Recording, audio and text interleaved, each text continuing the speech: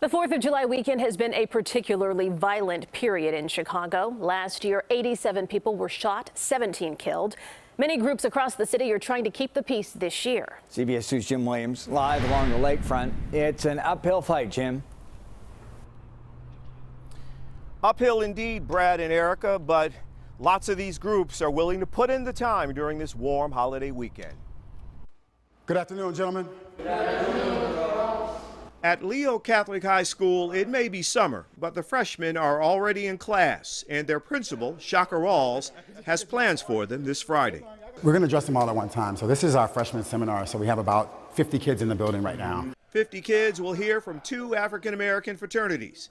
The topic, staying safe over the 4th of July weekend and throughout the year.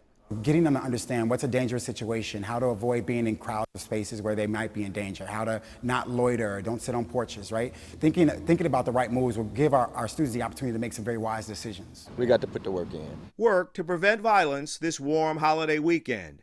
Schools, community groups, and churches leading the way. We got a couple prayer vigils planned. The Reverend Walter Jones, who heads several organizations on the West Side, will be on the streets here throughout the weekend. More folks are apt to come out. And so our presence, when we do come out, we don't just come out and walk through it. We come out there and congregate and engage. We make our presence felt. On the South Side, David Benefield and nearly 100 other men and women from the group Activist wearing these high visibility vests will go from neighborhood to neighborhood. And just try to see how everybody's doing and try to implement a peace process where we can all celebrate and have no violence at the end of the day. Leo High School Shaka Rawls will be thinking of his students, hoping they've taken the lessons here to heart. I've taken on a parental role with these young men. And so I'm constantly, as any parent would know, that I'm constantly worried about my children.